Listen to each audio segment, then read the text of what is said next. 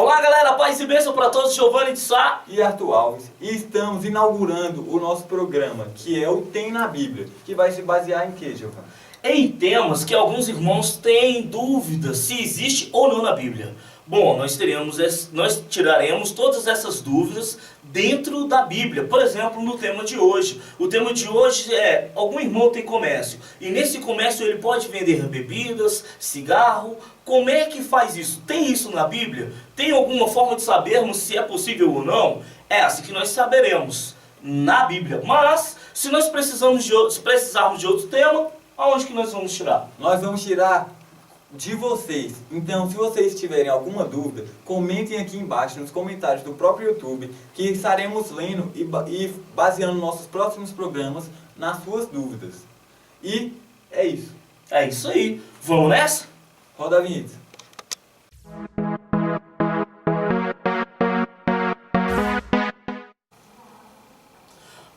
Bom, galera, como eu estava dizendo antes, o nosso tema é sobre o crente e o comércio. A gente vai falar sobre esse tema porque algumas dúvidas surgiram, tal, inclusive o Arthur também estava me interrogando, perguntando sobre alguns temas, e a gente decidiu trazer esse tema para vocês, né? E aí a gente vai falar sobre isso, sobre o crente e o comércio. O crente, ele tem comércio, ele pode vender de tudo? Bom, o que você acha, Arthur? Quais são as suas dúvidas em relação a isso aí? O que a galera também pode ter, né? Bom, vamos lá.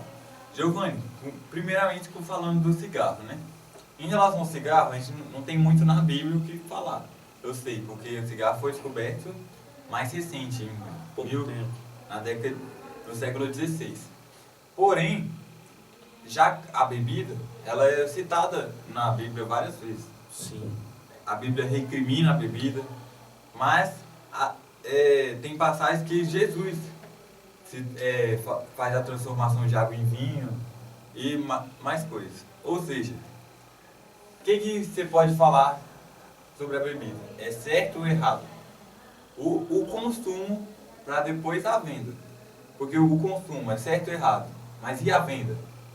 Também tem o certo e errado também, né? É. Bom, sobre o consumo, o que nós podemos dizer na Bíblia é que Deus, ele vai fazer algumas recriminações em relação à bebida em algumas passagens bíblicas. A gente vai ver isso aqui. Mas também existe o consumo, né, de vinho. E é bom deixar bem claro, de vinho, né? Nós precisamos lembrar também que o vinho, ele tem uma conotação bíblica bem diferente do que se tem hoje, nos dias de hoje. Teor alcoólico também, que é praticado nas outras nações, em todos os lugares, é muito diferente do teor alcoólico que é praticado em Israel, por exemplo, né? Não é o mesmo teor alcoólico, é bem menor. E, por exemplo, você citou aí Jesus, na ceia, por exemplo, Jesus, ele vai tomar junto com os discípulos. Mas a gente vai deixar isso um pouquinho mais para frente. Aí vamos ler lá em Isaías 28, versículo 7. Diz assim: mas também estes erram por causa do vinho, e com a bebida forte se descaminham.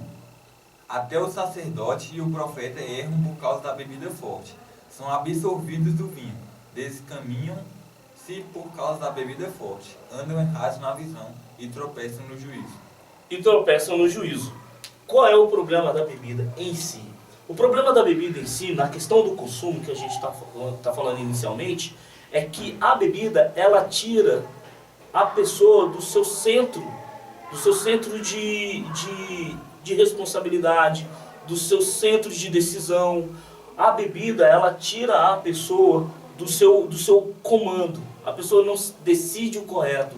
Ela perde a noção do que é certo e do que é errado. A bebida, ela tem esse poder. Bom, nós temos que lembrar que nós, crentes evangélicos, tem algo que a gente busca muito em Deus, que é o quê? O poder do Espírito. A gente clama muito para que o Espírito Santo de Deus esteja em nós. Qual é a função do Espírito Santo no crente, em nós, na nossa vida? É nos comandar, nos orientar, nos instruir, nos ensinar, nos levar a fazer a vontade de Deus. Como é que fica você que deseja ter o Espírito Santo e ao mesmo tempo bebe, se embriaga e você perde o seu juízo, o centro do comando da sua própria vida, entende? Você perde a sua capacidade de pensar e de decisão. Se nós desejamos ter o Espírito de Deus e fazer a vontade de Deus, nós precisamos ter o controle nosso, da nossa mente, do nosso querer, da nossa vontade, de decisão. Tudo isso nós precisamos ter o controle. A bebida, ela tira isso. E aí nós estamos vendo aqui em Isaías 28, no versículo 7, que diz que a bebida forte, né, ela prejudica até os sacerdotes, os profetas, cambaleiam por causa da bebida forte. São vencidos pelo vinho, não podem ter-se em pé por causa da bebida. Ou seja, a bebida, ela tira o centro, Deus do nosso centro, né? Deus não é o centro mais, agora é a bebida. A bebida, ela vai tirar até a gente do centro, então a gente perde o controle. A bebida, ela é ruim para o consumo, ela é maligna, né? Entendi. Mas então, entrando já na parte do comércio, eu tenho algumas dúvidas que eu quero expô-las aqui, né? Beleza, vamos nessa. A venda de bebidas alcoólicas é um negócio de retorno praticamente garantido, assim como o cigarro também. O lucro é certeza. Ou seja, muitos comerciantes falam que a partir da venda de bebidas alcoólicas e do cigarro, eles aumentam os seus lucros em mais 50%. E muitos deles acabam tendo que sustentar suas famílias, fazer as coisas normalmente, pagar contas, podem estar pagando seus dízimos, dando ofertas, abençoando seus irmãos, ajudando na vida de outros e tudo mais. Isso é errado de estar vendendo isso, sendo que é um retorno, mesmo que ele seja um cristão, pode não apoiar tal prática da bebida, porém, para ter um maior lucro, uma maior renda, ele pode fazer isso? Ele pode achar errado a prática, mas ele pode colaborar com a prática, né? É praticamente isso que você está dizendo e que muitos defendem, né? Muitos defendem isso. Bom, Arthur, o que acontece é o seguinte: se eu estou facilitando a vida de pecado de outra pessoa, se nós concordamos pela Bíblia que o consumo de vinho ou da bebida forte, como diz lá em Isaías, é ruim e Deus diz que isso atrapalha até o juízo dos sacerdotes, né? Uhum. E nós vemos que isso é ruim para os filhos de Deus.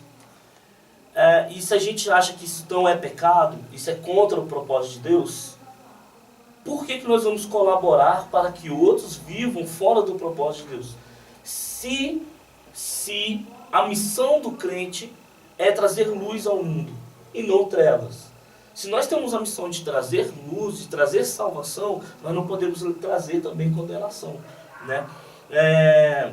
Lá em 1 Coríntios 3,16, a gente vai, 16 e 17, a gente vai ver que o nosso corpo, ele é santuário. Vamos abrir lá? 1 Coríntios capítulo 3. Vou ler aqui. Já abriu aí? Não sabeis vós que sois templo de Deus e que o Espírito de Deus habita em vós? Se alguém destruir o templo de Deus, Deus o destruirá, porque o templo de Deus que sois vós é santo. Então, olha só, se nós compreendemos que o nosso corpo é santuário do Espírito Santo, nós temos que entender que cigarro e o álcool, a bebida, eles são destruição para a carne, para o templo do Espírito Santo. Entende? O cigarro traz câncer, a bebida traz várias outras doenças, né, que eu não vou lembrar agora de citá-las, mas eles são totalmente destrutivos e eles vão trazer danos para o corpo, que é o templo do Espírito Santo. Se nós não consumimos, porque nós compreendemos que nós, como templo do Espírito Santo, precisamos estar limpos para a habitação do Espírito Santo, como é que a gente vai destruir outras pessoas que a gente deve para eles, pregar a eles palavras de Deus e salvação, para que eles venham também ser como nós, templo do Espírito Santo? Vamos estar colaborando para a destruição daquilo que é para ser o templo do Espírito Santo, entende? Tudo bem, a gente tem que ver o lado financeiro da pessoa, vai ganhar dinheiro, ela tem que sustentar a família, de repente esse dinheiro também vem para dentro da igreja, restaura algumas coisas na igreja necessárias, mas o dinheiro não é o alvo, o dinheiro não pode ser o alvo do crente. O dinheiro, ele vai ser consequência e ele vai ser bênção de Deus para a vida do crente. A gente, como crente, como evangélicos, nós temos sempre que esperar em Deus a solução dos nossos problemas. Se nós estamos no comércio, nós temos que acreditar que Deus nos ama e Ele vai nos abençoar através do nosso comércio. Não é trazendo morte, não é trazendo destruição para as outras pessoas que nós vamos conseguir vencer. Entende? E Deus não vai deixar você, irmão, com certeza, passar por necessidade e dificuldade se você decidir fazer o que é certo. Então, com a venda de bebidas alcoólicas, eu estou, entre aspas, matando indiretamente o outro? Com certeza. Se a gente for lá para Êxodo 20, capítulo 13, lá vai estar dizendo lá, não matarás, né? Vamos lá então? Que é dos 10 mandamentos. Está entre os 10 mandamentos, né? Faz parte do decálogo. Que diz, não matarás. Êxodo 23, não matarás. Mas esse não matarás não é a atitude de matar? Porque vendendo aí eu não estou matando. Você está colaborando com a morte. Né? A gente não precisa nem apelar para a Bíblia. O Ministério da Saúde já coloca lá em toda a carteira de cigarro, por exemplo, né? Um exemplo. Que o cigarro mata, que o cigarro traz câncer, que coloca as fotos ali, algo até apelativo, para que o quê? As pessoas não consumam o cigarro. Então, um exemplo, certo? Por quê? Porque o cigarro mata. Se eu estou vendendo ou comercializando algo que mata, eu estou colaborando para a morte de outra pessoa. Como já falei, nós somos responsáveis pela vida, pela paz e pelo amor, e não pela morte. Então não deve fazer parte do nosso comércio, ok? Lá para 1 Coríntios, vamos lá em 1 Coríntios capítulo 10, 1 Coríntios capítulo 10, versículo 31 e 32. Portanto, quer comais, quer bebais, ou façais outra qualquer coisa, fazei tudo para a glória de Deus. Portai-vos de modo que não deis escândalo nem aos judeus, nem aos gregos, nem à igreja de Deus. Olha só, tudo que nós fizermos na nossa vida, não devemos fazer para jogar o nome de Deus na lama. Nós devemos pensar bem nas nossas atitudes, no nosso comércio, no nosso falar, no nosso testemunho. Porque nós temos que fazer tudo para a glória de Deus. Tudo. Esse texto de 1 Coríntios capítulo 10, aqui no versículo 31 e 32, ele está falando das coisas mais simples. Quer comais, quer bebais, façais tudo para a glória de Deus. Se as coisas mais simples e as coisas mais necessárias da vida e simples, nós devemos fazer para a glória de Deus, imagina as outras coisas. Tudo na nossa vida deve gerar para a glória de Deus. Olha só, se eu estiver fazendo algo que vai contra a palavra de Deus, que vai transferir morte para outro, para terceiros, eu vou glorificar o nome de Deus através disso? Não há glória para o nome do Senhor. E outra, isso vai com um testemunho ruim para a própria igreja. Mas, Giovanni, assim, quem consome bebidas alcoólicas, cigarros, se, entre as meu comércio não vende, ele vai atrás de meus comércios. Ele não vai deixar de praticar tais coisas, tais atos, por causa que eu não vendo na minha lanchonete ou no meu comércio. Ou seja, de qualquer maneira eles vão comprar. E quem sai no prejuízo vai ser só eu, porque eu não vou deixar de ganhar. Mas aí, Arthur, é porque você está com ainda o pensamento no prejuízo, nas finanças. Eu já falei e vou repetir aqui, a gente não pode continuar pensando, ou a gente não pode pensar no financeiro. A nossa vida não pode estar baseada no financeiro. É claro que a gente deve se preocupar com o nosso dinheiro, a gente deve se preocupar com as nossas contas que nós temos que pagar, a gente tem que se preocupar com a saúde, a gente tem que se preocupar em ter umas condições boas de vida. Porém, não pode ser o pensamento final da nossa vida, nossa ideia final. A gente tem que estar sempre pensando nisso. Vai ser ruim para alguém?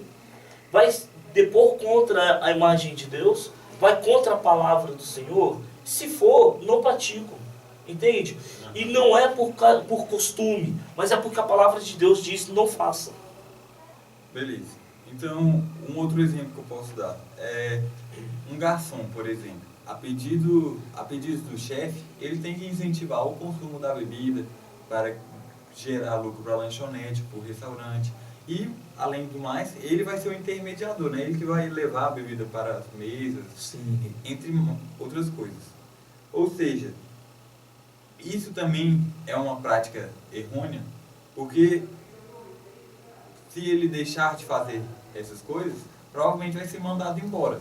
E também tem a questão de passar fome, ter que dar comida para seus filhos, sustentar sua família. Sim, olha só. Vamos abrir nossa Bíblia em Abacuque. Vamos abrir Abacuque, capítulo 2, versículo 15. Vamos abrir aqui, deixa eu pôr aqui rapidinho. E a gente vai ver aqui em Abacuque o que vai falar dessa questão de oferecer a bebida ao próximo, né? Vai, posso ler? Você pode ler. Não. 2, 15. Ai daquele que dá de beber ao seu companheiro, tu que lhe chegas no teu odre e o embebedas, para ver a sua nudez. Veja bem.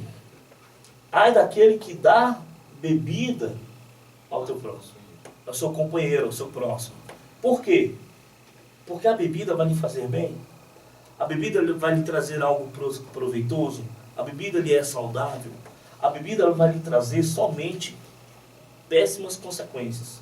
Consequências ruins. E se eu estou trazendo para ele, eu estou oferecendo a ele, se eu estou dando a ele, eu não estou dando a ele algo que é bom. Eu estou dando a ele algo que é ruim. Que vai trazer-lhe desgraça, tanto para ele quanto para a sua família. Pensa em você, um pai bêbado chegando em casa. Que bênção que vai ser, hein? Os filhos apanhando, a esposa apanha, ele quebra tudo dentro de casa. Imagina você corroborando com isso. Você fazendo parte dessa história.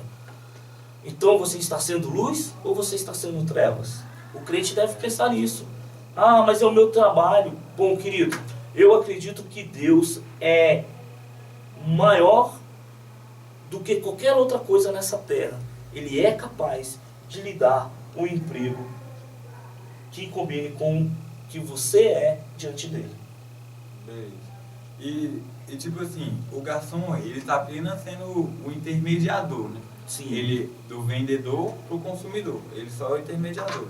Ou seja, outras pessoas, como por exemplo, que vendem Bíblia, que são só intermediador, esses podem ter a salvação garantida? Não se ele não tiver com a vida em Cristo Jesus, né? Temos que entender que tanto para aquele que a gente está falando do comércio, aquele que tem um comércio e ele é crente, é evangélico, conhece a palavra de Deus, ele vende bebida, ele vende cigarros, ele vende isso, ele vende aquilo outro, que traz morte para os outros, tanto esse, ele está pecando diante do seu próximo, ele está pecando diante de Deus. Se esse e o outro que vende Bíblia, mas ele não tem uma vida em Cristo, ele não tem uma vida de obediência à palavra de Deus, ele não tem uma vida de amor ao próximo, vender a Bíblia não é o que você vende, mas é o que você é. Entende? O que você é diante de Deus, o que você é diante do próximo. E se você pode vender a Bíblia, se você não tem uma vida de bom testemunho, que é o que a gente está falando, não adianta nada, você está jogando tudo por água abaixo. Giovanni, beleza. Aqui em Provérbios 20, ele fala assim, ó, o vinho é escarnecedor, e a bebida forte alvoroçadora, e todo aquele que neles errar nunca será sábio. Ele recrimina aqui o vinho mais uma vez, porém, em muitas passagens bíblicas também, mostra que Jesus fez o milagre que transformou água em vinho. Sim.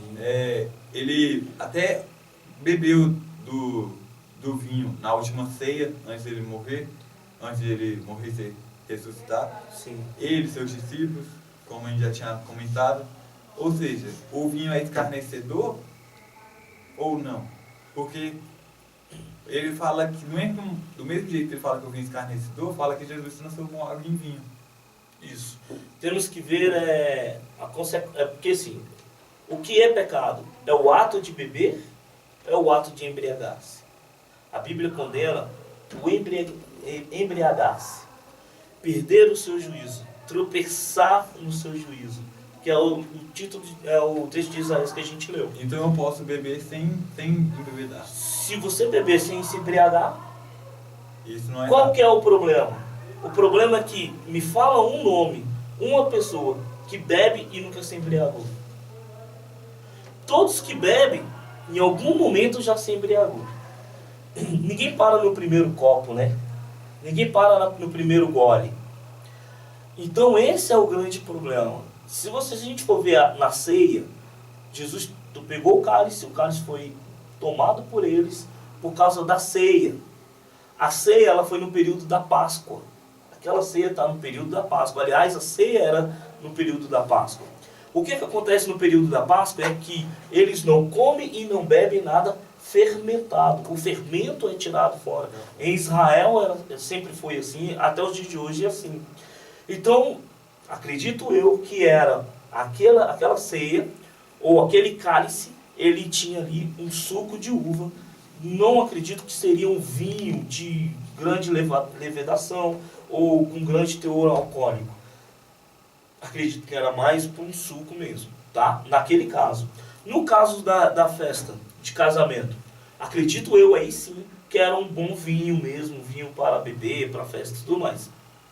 Mas na festa você não vê que Jesus bebeu. Não diz que Jesus bebeu. Não diz que os discípulos dele bebeu. Diz que ele transformou a água em vinho. Por que ele transformou a água em vinho? Porque o vinho tem uma conotação na Bíblia de alegria. E naquele momento da festa era uma festa para se festejar, beber, se alegrar, né? Agora, os crentes vão sair por aí bebendo vinho para dizer que vão se alegrar? Esse é o grande problema. O problema é que quando você se alegra tanto que acaba depois se destruindo, entristecendo, chorando, batendo, quebrando, destruindo. E muitas famílias são destruídas por causa do álcool. E nós, mais uma vez dizendo, somos responsáveis pela vida na família, pela vida entre o casal, pela vida dos filhos. Então, por causa desse amor à vida, nós não bebemos, nós não consumimos bebidas e orientamos sempre não comercializar a bebida. O crente que tem comércio, não venda, não pratica, não ofereça. Viva sem isso, para que você seja feliz. Mas pegando essa parte de não vender, não praticar essas coisas, ou seja, tem muitos que não fazem isso mesmo no seu trabalho. Porém, pode até sonegar impostos, ou agir de má fé, roubar, vender produtos falsos, entre outras coisas. E o que eu quero imaginar é assim, ó, tem algum trabalho que em trás é 100% correto? Porque, de alguma maneira, todas as coisas que eu for fazer, vai ter um pouquinho de coisa errada. Porque nós somos seres humanos, né? Somos errados. Arthur, nós somos chamados para ser santos. Assim como ele é. Sede santos, como eu sou santo. Essa palavra de Deus. Essa convocação de Deus para Israel e para a igreja. Sede santos, porque eu sou santo. Bom, nós vamos pecar? Vamos cair e cometer pecados? Mas nós temos que aprender uma coisa com o rei Davi.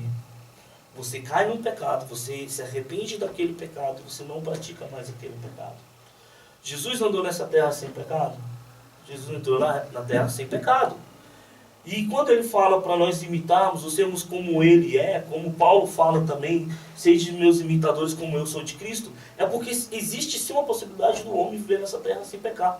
Eu acredito nisso, porque senão eu vou dizer que a Bíblia não é verdadeira. Porque a Bíblia diz que o homem, ele foi criado para ser a imagem e semelhança de Deus. Se nós temos a capacidade, através da salvação em Cristo Jesus e o poder do Espírito Santo agir em nós temos a capacidade de sermos santos como Deus é e ser a imagem e semelhança de Deus, eu tenho que acreditar que no seu trabalho, no seu emprego, você é uma pessoa justa. Você paga seus impostos, você não pratica pequenos delitos, você não leva clipes para casa, você não leva resma de papel para casa, você não faz serviços pessoais dentro do seu trabalho, entende? Uhum. Eu tenho que acreditar nisso, porque a Bíblia diz que sim, que é possível. Então, eu acredito que existe sim trabalhadores que possam viver 100% de santidade, de ser legais, né, dentro da lei. Eu acredito nisso, por causa do poder do Espírito Santo em nós. Entendi. Então é isso aí, Giovanni. É isso Muito aí? obrigado. Satisfeito? Satisfeito. E vocês? Estão satisfeitos? Se vocês tiverem alguma dúvida, pode mandar no comentário aqui do YouTube mesmo, que a gente vai responder essas dúvidas. E não se esqueçam de fazer também comentários para os próximos temas, que esse é o mais importante, não é, Giovanni? É o mais importante para que a gente possa dar continuidade a esse programa, tá ok? Queridos, é o nosso primeiro programa, então tenham paciência com a gente que a gente vai acertar, vamos melhorar e o programa vai melhorando e a gente vai tirando dúvidas e vamos crescendo juntos, vamos aprendendo juntos. Deem dicas de o que mudar, do que vocês acham que ficaria melhor. Botem aí nos seus comentários aí. O canal de Giovanni vai estar aí na descrição do vídeo, que é Giovanni de Sá. Meu canal do YouTube é Giovanni de Sá, pode procurar lá. Eita, que mundo. E é isso aí. Então falou, gente. Muito obrigado. E Fica até a com Deus, próxima. até o próximo programa. Valeu.